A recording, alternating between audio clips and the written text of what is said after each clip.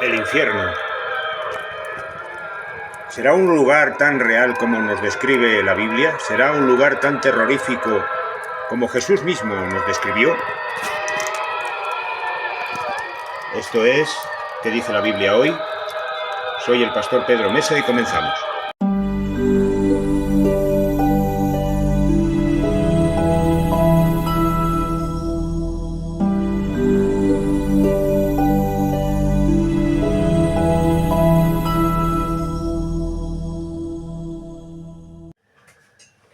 Buenos días. ¿Quién no se ha despertado en alguna ocasión a medianoche de una pesadilla horrible en la que estabas aterrorizado y al darte cuenta un poco más tarde de que solo había sido una pesadilla, le ha entrado un gran alivio y menos mal, solo era una pesadilla? Pero imagínate que esa pesadilla es una pesadilla de la que no puedes despertar. Algo que te va a estar atormentando continuamente, eternamente. Esto tiene que ser verdaderamente horrible. Hay muchos que dicen que el infierno no existe o que el infierno simplemente está aquí en esta vida, en este mundo. Pero la Biblia, es decir, el Señor Jesucristo, dijo algo y varias veces diferente a lo que dice el resto de la sociedad.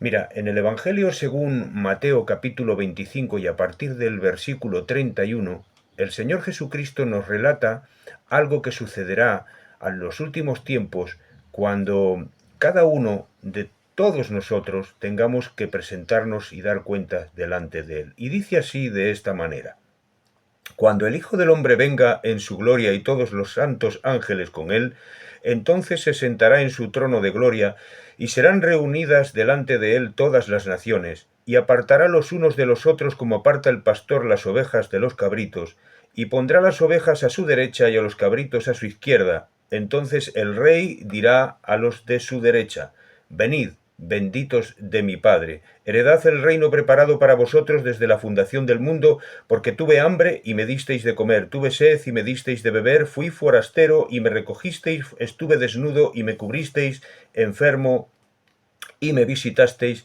en la cárcel y vinisteis a mí. Entonces los justos le responderán diciendo: Señor, ¿cuándo te vimos hambriento y te sustentamos, o sediento y te dimos de beber? ¿Y cuándo te vimos forastero y te recogimos, o desnudo y te cubrimos? ¿O cuándo te vimos enfermo o en la cárcel y vinimos a ti?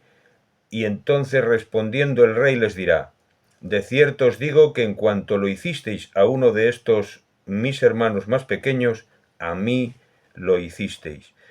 Entonces dirá también a los de su izquierda: apartaos de mí, malditos, al fuego eterno, preparado para el diablo y sus ángeles, porque tuve hambre y no me disteis de comer, tuve sed y no me disteis de beber, fui forastero y no me recogisteis, estuve desnudo y no me cubristeis, enfermo y en la cárcel y no me visitasteis.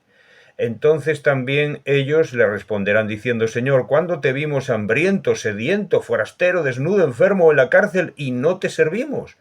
Entonces le responderá diciendo: de cierto os digo que en cuanto no lo hicisteis a uno de estos más pequeños, tampoco a mí lo hicisteis. E irán estos al castigo eterno y los justos a la vida eterna. Sí, el infierno existe, es real. Y es algo que dura para siempre, eternamente.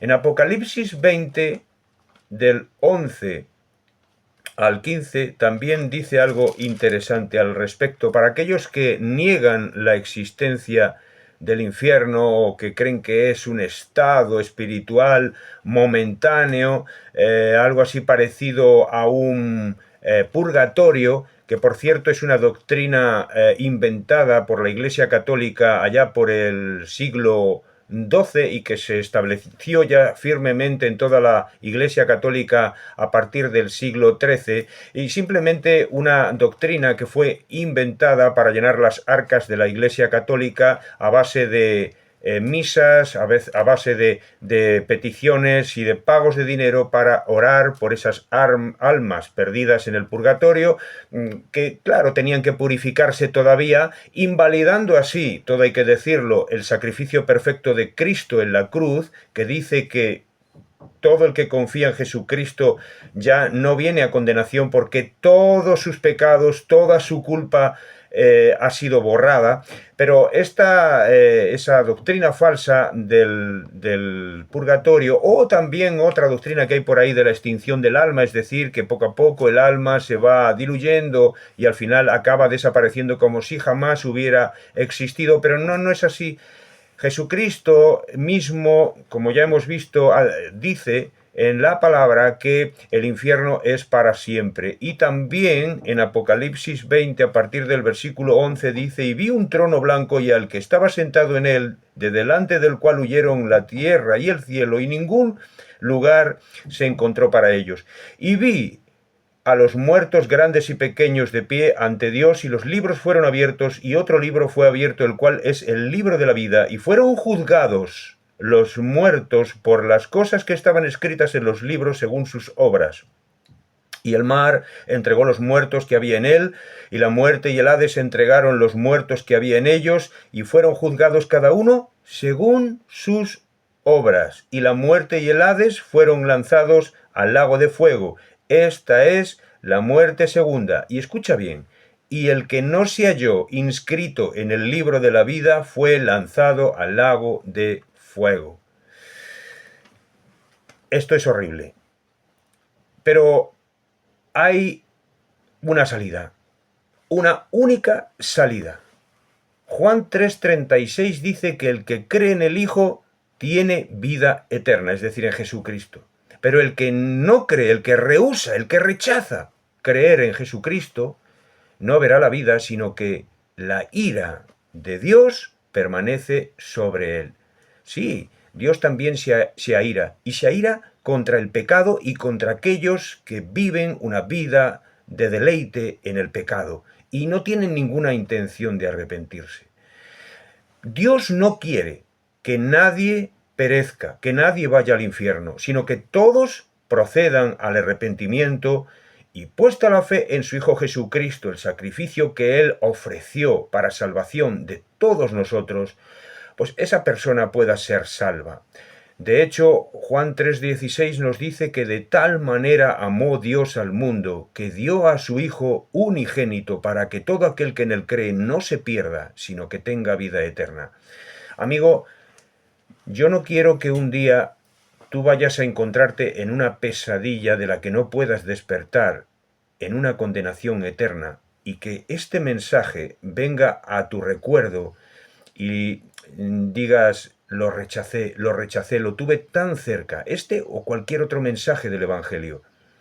Cuantas veces te hayan llegado a ti a predicarte el Evangelio y a ofrecerte la salvación de esa condenación eterna en el infierno, eso lo vas a recordar en ese día. Y yo quisiera evitártelo de verdad. Me gustaría que tú pudieras confiar en Jesucristo, que tus pecados fueran perdonados, que tú pudieras tener la salvación segura, y que un día, en lugar de tener una pesadilla horrible de la que no puedes salir por toda la eternidad, puedas vivir una bendición eterna de la que no querrás salir jamás. Que el Señor te bendiga y hasta pronto.